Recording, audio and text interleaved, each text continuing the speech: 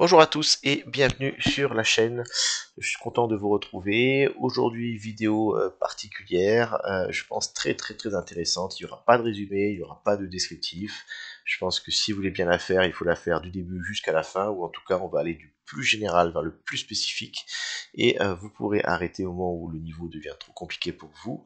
Ce que je voulais vous montrer, c'est comment on part de l'analyse globale pour aller vers l'analyse moyen terme, court terme, pour affiner son entrée, affiner sa position, donc du niveau entre guillemets débutant au niveau confirmé, et la façon dont moi par exemple je jongle entre ça pour essayer d'améliorer du coup mes entrées et mes stop loss.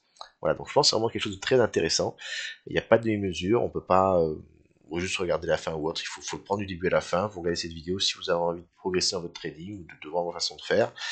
Sinon, attendez une suivante ou autre chose, mais là en tout cas c'est vraiment la partie qui m'intéresse. Ok. Donc accrochez-vous, ça prend un peu de temps, mais j'espère que ça va vous plaire.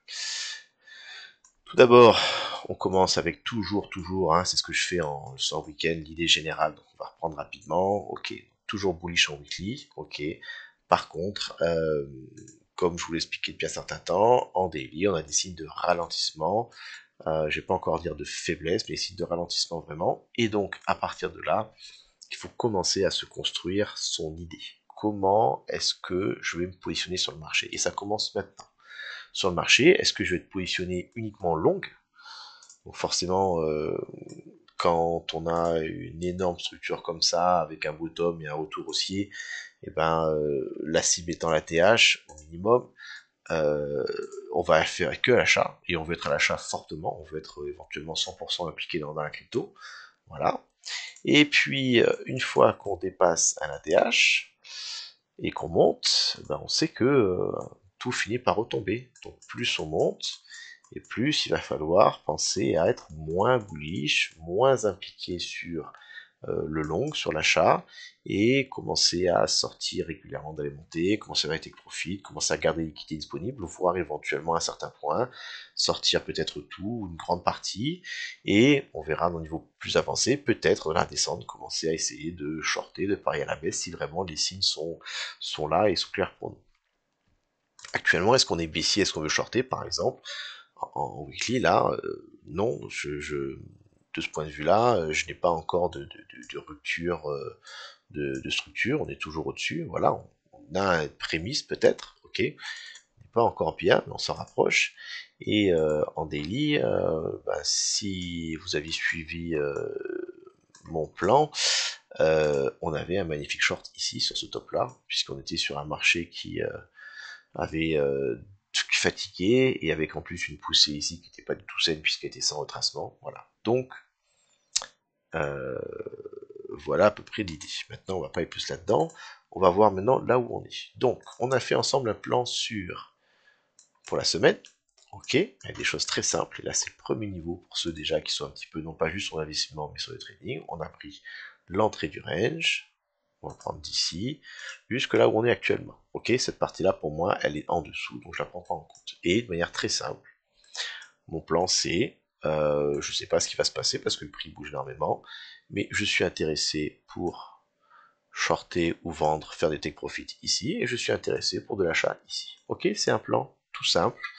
Je suis un investisseur un petit peu entre guillemets intelligent, et je veux éventuellement essayer de faire mieux que le marché, et donc je vais essayer de jouer ces variations qui sont amples, qui prennent du temps, hein. Regardez, là j'ai un top, j'ai un bottom qui se pose donc 20 jours plus tard, donc on est sur l'échelle de temps qui donne le temps de réfléchir. Ici j'ai un premier top 20 jours plus tard, ici j'ai à nouveau un bottom qui se pose voilà 11 jours plus tard, donc on est sur des mouvements qui laissent le temps de se poser, et on n'a pas d'urgence. Pareil au niveau de ce rappel, donc ma façon de faire, de manière assez naïve, au niveau de ce range, ce qui m'intéresse, c'est tout ce qui va être. Donc, excusez-moi, petite interruption. Donc, comment est-ce que je trade ce genre de choses? Premier niveau qui va être tout simple. Et ben, quand j'arrive, je vais tout simplement définir une zone à peu près autour de mon support, et je vais rentrer par palier à l'achat, voilà. Et puis, une fois qu'on arrive sur la résistance, et ben, je vais vendre par palier également. Et je pense, par rapport à la situation dans le marché, à penser à mon implication dans le marché. Par exemple, peut-être qu'actuellement, je suis pas super intéressé pour être très impliqué dans la crypto, donc je vais plutôt avoir des entrées qui sont plutôt basses, et éventuellement peut-être que je vais avoir que 60% de mon bag qui va être rempli en achat, peut-être seulement voilà, 100% ou autre, et ici quand je vais vendre, peut-être que du coup je vais essayer de vendre, si on était tout dans le marché, seulement 10% ou 20%, parce que je veux quand même vraiment être impliqué si ça part à la hausse très fortement, puis plus on monte, plus je vais me dire, voilà, quand j'arrive sur la résistance, je vais vendre 30, je vais vendre 50, je vais vendre 80, je vais vendre 100%, de façon à ne pas me retrouver exposé à de la volatilité baissière qui pourrait devenir de plus en plus importante au fur et à mesure que le marché monte, et je pense que le week-end dernier en est un très bon exemple. Ok, donc ça, ce serait un premier niveau. Je prévois à l'avance, le range a commencé, il est à peu près défini, c'est parti. Boum, je mets mes ordres en mitraillette à l'achat en bas, mes ordres de mitraillette à la vente en haut, et entre les deux, je me serre les mains, et j'attends, et ça peut prendre une semaine, 10 jours, plus, voilà. Je n'oublie pas que éventuellement, je reste, il faut bien avoir un bon marché. Si vraiment on a une sortie importante, à un moment donné, il faudra penser à avoir un stop loss, mais là c'est compliqué quand on n'a pas le niveau pour. Déjà, on essaie en tout cas, c'est pour ça que je dis qu'il faut être impliqué seulement partiellement, mais quand on est en début de bull run, bah, c'est quand même plus simple à gérer. Quand on en fait un bull run, voilà, gardez-en un peu sous la chaussette parce que il est possible qu'on casse vers le bas et ça vous fera très mal si vous avez rentré 100% ici. Ok, donc ça c'est vraiment du très long terme, juste de manière un petit peu aveugle en investisseur. Maintenant sur du temporalité un peu plus basse, je ne veux pas acheter n'importe quoi. Donc je ne veux pas acheter par exemple en mitraillette et puis me retrouver à encaisser une baisse, une cassure baissière. Donc dans ce cas-là, on ne veut pas acheter juste un prix qui baisse, on veut acheter un retour de force. Donc ça, c'est quelque chose que j'aime bien, c'est tout ce qui est le principe de la déviation-réintégration. Donc là où on est bien attentif, on peut le faire de deux façons différentes, la déviation-réintégration. Soit par rapport à un niveau qu'on a identifié, c'est un niveau qui doit être fort techniquement, idéalement, soit par rapport à une poche de liquidité. Donc on va regarder ensemble les deux situations, ok. On va regarder par rapport à un niveau, j'ai un range qui est posé, donc j'ai défini ma borne haute et ma borne basse par rapport au volume profile, et on peut revenir en arrière si vous voulez, regardez, on va faire ça, voilà, on va pas faire extra, ok, imaginons qu'on était en arrière, on était par exemple ici, ok. Voilà, très mauvais exemple, donc là on casse par le bas, c'était pas bon, mais quand le range bien avancé, vous pouvez avoir un volume profile, et donc, et ben même si on prenait cet exemple-là, je pense que ça marchait quand même. Je suis ici, ok. Qu'est-ce que je veux faire si j'ai une cassure par le bas, donc lorsqu'elle se produit, mais j'ai une cassure par le bas ici, je ne veux pas acheter une cassure par le bas, parce que potentiellement c'est très vert. Ce que je veux acheter une réintégration. Donc une réintégration, c'est lorsque je vais récupérer ce niveau en support. Donc je suis ici, voilà, on est en bas, je n'ai pas acheté, donc je ne suis pas dans le rouge. Je vais attendre, en plus mon volume profile va bouger, voilà, j'attends, j'attends, j'attends, et ici, normalement, si l'ordinateur veut bien faire le petit calcul, hop, on réintègre. Donc je vais rentrer ici. Alors bien sûr, je n'ai pas acheté le bottom, hein, mais ça m'évite aussi d'acheter quelque chose qui tombe et qui meurt, voilà, mais je rachète une récupération d'un support, donc je rachète de la force, et derrière souvent, ça c'est considéré comme un piège parce qu'on a récupéré le support du volume, et donc généralement derrière on a une poussée sympa qui revient comme cible le point of control. Ok, voilà, donc ça évite ça limite les accidents de faire ce genre de choses, surtout quand on est à l'aise. Donc ça c'est par rapport au volume profile. Une autre façon de faire, c'est par rapport à des liquidités qui sont importantes, donc lui du coup je l'enlève, et j'ai des liquidités importantes sur des tops qui sont posés, voilà. Si le prix vient dévier et réintégrer rapidement, ça c'était un piège, et ben là, à ce moment-là, j'ai mon stop loss, et je peux venir jouer la baisse, ok. Ça marche pas systématiquement, mais ça marche généralement très bien, surtout les stop loss sont faciles à identifier. Autre cas, top ici, voilà, vous pouvez voir, nouveau top, nouvelle déviation, nouvelle réintégration. À être dans, ça marche surtout, c'est dans le bon sens par rapport au marché. Marché faible sur les tops. Marché bullish, si vous le faites en bas, aussi intéressant, regardez, j'avais un bottom, déviation réintégration, intéressant. Nouveau bottom, déviation réintégration, intéressant. J'avais un bottom qui était ici, bon, là éventuellement, j'ai un bottom qui était là, par contre là on voit que ça c'était très vert, déviation réintégration, ouais on a une poussée quand même, et après on vient en bas, et ici, quand c'est très proche, c'est un peu moins intéressant, mais quand ça prend du temps, c'est intéressant. Voilà, bottom ici, déviation réintégration, intéressant. Donc, là où on en est, on a notre plan long terme, qui est que le marché est en phase de ralentissement, j'ai mon range, j'ai ma zone d'achat, j'ai une première idée, tout simplement déjà en daily, ou éventuellement en 4 heures. Je vais acheter soit par palier, soit en déviation de l'intégration. Maintenant, niveau plus avancé, lorsqu'on arrive sur une zone de trade, parce que je rappelle que souvent dans les vidéos j'ai dit qu'il y avait des zones de no trade, ça c'est, pardon, c'est un peu gros, tout ça là c'est une zone de no trade, on est au milieu de nulle part, on peut aller toucher ici ou toucher ici, on ne sait pas dans quel moment on va y aller. Ok, si je rentre ici, où est mon stop loss? C'est horrible. S'il est là, c'est vraiment c'est pas bon, donc on évite, donc on est patient. Et lorsqu'on va arriver sur la zone d'intérêt, c'est le cas actuellement, c'est pour ça que je fais la vidéo, on va venir regarder si on n'a pas un setup, quelque chose qui nous donne une entrée plus intéressante. Donc je vais juste garder ce niveau qui était le niveau qui m'intéressait, on va l'appeler VAL, pour Value Area Low, ça veut dire volume, zone de volume basse, de notre volume profile. On va l'enlever pour plus de clarté. Voilà. Et maintenant, selon vos connaissances, vous trouverez peut-être des setups intéressants. Alors là, les choses sont beaucoup plus compliquées, c'est pour ça qu'il faut un niveau plus fort. Mais ce que je constate, c'est que j'ai actuellement une accumulation de liquidités. Donc j'ai une cible pour le marché qui serait de venir prendre ce 1, 2, 3, 4, même 5. Ça vraiment, ce bottom à 109 000 me semble une cible pour le marché. Et éventuellement ici cette petite mèche, mais compliqué, c'est juste relié.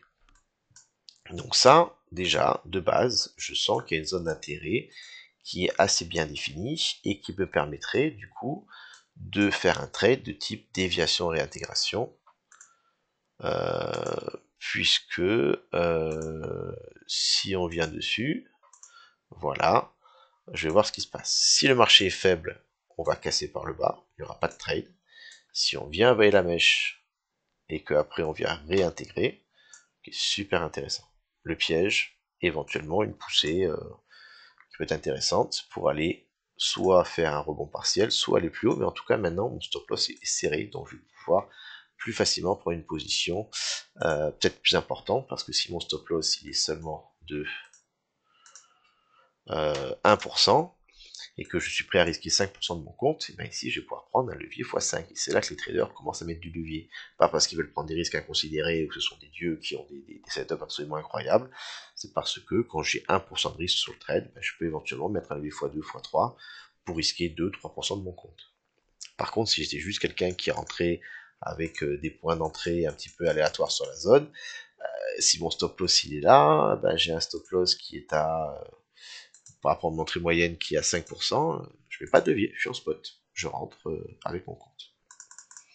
Donc, important du coup à voir, je suis en train d'essayer d'optimiser, je regarde mes zones d'intérêt.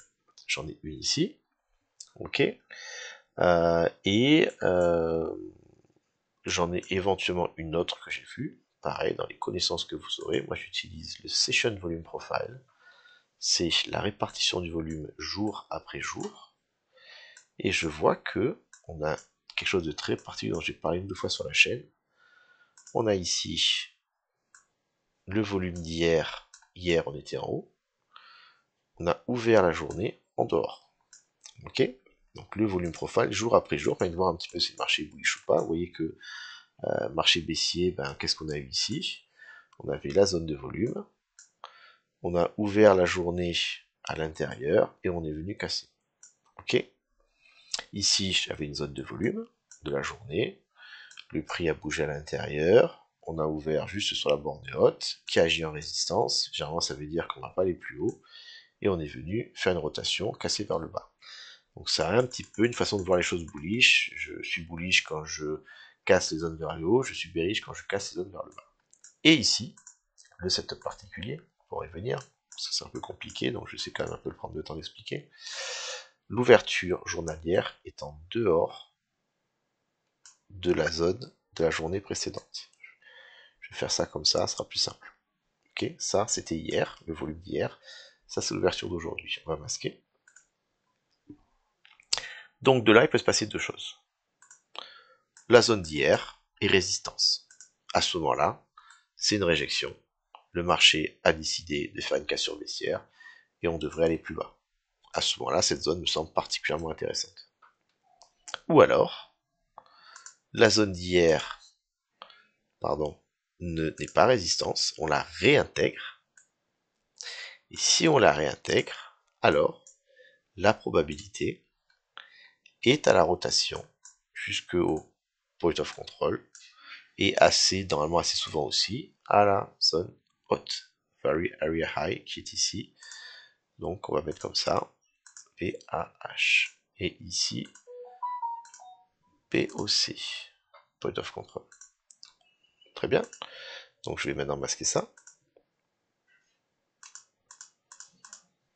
Voilà. Donc, qu'est-ce que ça me donne? Ça me donne un setup qui me dit mon stop loss il est sur l'ouverture journalière, si on est bullish. Mon entrée était sur la clôture en 30 minutes à l'intérieur. J'ai donc ici 1% de stop loss. J'ai un gain potentiel de, on va dire de manière assez safe, 1%, et de manière un peu plus tranquille, 1,5%. Donc le ratio est assez correct. Éventuellement, en plus sur la zone d'achat qui m'intéresse, je pourrais rentrer si j'accepte 3% ou 5% de perte en lui x3 ou x5. En plus, je vois qu'ici, j'ai un sommet avec des liquidités qui m'attend. Donc je pense qu'il y a quand même une belle probabilité qu'on vienne faire ça. Voilà. Donc ça, c'est mon setup court terme avec mon expérience que vous allez acquérir. Ça aurait pu être peut-être d'autres personnes du RSI, une bougie, des clôtures, peu importe. Chacun après aura ses petits trucs à lui qui permettent en fait en augmentant de niveau de pouvoir avoir des setups plus intéressants avec d'améliorer en fait votre gain et de limiter vos pertes. Donc j'ai ça. Ce setup me donne une entrée intéressante, me donne déjà un petit gain à faire en court terme, et éventuellement, si jamais ça fonctionne, je peux faire mon premier take profit sur ma zone, et je peux laisser courir le reste peut-être pour plus. Ok? Plus jusqu'où? Bah, c'est là qu'on revient sur notre plan, on avait notre go range, etc. Et actuellement, on a une grosse résistance, on en a parlé précédemment, sur ce top-là avec le V1. Voilà, ça actuellement, c'est une zone importante. Mais ici, du coup, j'ai une entrée qui est affinée et qui est intéressante. Est-ce que ça va être le bottom? Non, pas forcément. On peut très bien avoir le setup qui fonctionne. On va faire un peu de nettoyage. Le setup fonctionne aujourd'hui, pendant les 24 heures qui viennent. On va venir prendre ce niveau. On va venir ici, et on va se faire rejeter. Et on va venir, du coup, prendre nos liquidités, pour ensuite peut-être, du coup, réintégrer. Deuxième trade. Ok, c'est pas grave, j'ai pas eu le bottom, j'ai pas eu le trade de la mort qui tue. Je peux rentrer à nouveau ici, avec peut-être un trade qui va venir faire une rotation seulement partielle. Ok, généralement, puisque le marché est relativement baissier, je fais un take profit rapidement. Et après, peut-être qu'on va les casser par le bas pour aller beaucoup plus bas, mais à chaque fois, je me sécurise, j'identifie bien mon stop loss, je sais déjà où est ma future résistance, je peux identifier où je veux prendre mon take profit. On va le faire ensemble ici. Raté, bien sûr. C'est trop facile, c'était du premier coup. Voilà, vous voyez, j'ai le point of control ici. Donc, ouais. Donc voilà, ça ferait du sens par ici. Et puis, voilà comment est-ce que de l'expérience, on peut optimiser ses gains, savoir quand prendre des profits et limiter ses pertes, en sachant quand rentrer et en ayant un stop loss le plus serré possible. C'est compliqué, c'est plus difficile, mais avec l'expérience, c'est ça qui va commencer à faire que on peut plus régulièrement générer des choses intéressantes. Voilà, vidéo de 20 minutes. J'espère que ça aurait été utile si vous cherchez à progresser, de bien comprendre du coup, et je ferai un petit résumé maintenant, d'accompagner mon projet entre guillemets swing long terme. Voilà. Et soit selon mon niveau, soit acheter la zone par palier avec des ordres limites qui sont placés à l'avance. Avec ensuite, une fois que je suis rentré, je mets les ordres limites à la vente. Ok. Soit éventuellement venir prendre moins de risques, non pas rentrer aveuglément avec des ordres limites, mais venir rentrer lorsqu'on fait des réintégrations des niveaux. Voilà. Avec du coup des stop loss ou des invalidations qui vont être posées, qui sont déjà un peu plus simples à gérer. À ce moment-là, on peut commencer à rentrer sur la notion de, on peut être en spot, ou éventuellement on peut commencer à dire, voilà, là vraiment j'ai un stop loss qui est intéressant, je peux commencer à mettre du levier, peut-être x2, peut-être x3, vraiment je très très très doucement sur le levier. Si vous êtes là, c'est que déjà le niveau est meilleur. Et pour finir, avec un peu plus d'optimisation, à l'intérieur de mon gros principe, je peux éventuellement trouver des setups qui me permettent d'avoir des entrées encore plus serrées. Voilà. Avoir peut-être plusieurs entrées dans la zone qui va se produire ici, avant d'avoir enfin le mouvement qui nous apportera soit une résolution haussière, soit éventuellement une résolution baissière, mais au moins ma perte sera beaucoup plus faible parce que mon stop loss aura été également beaucoup plus faible. Voilà, ça ce sera une perte que j'accepte très très bien. Si je fais juste rentrer par palier et que je sors ici, ça va faire mal. Voilà, du coup pas de levier là-dessus bien sûr, alors que là on est plus tranquille. Voilà, j'espère que ce sera intéressant pour vous. Du coup, le setup a été montré. Hein. Voici la cible, le stop loss et tout. Hein. Vous aurez l'occasion de voir dans les 24 heures qui viennent, ça fonctionne. Voire éventuellement dans la semaine, parce qu'on a un deuxième setup qui est ici qui attend. Et on verra si mes idées sont bonnes ou pas. Hein. Ciao, au revoir.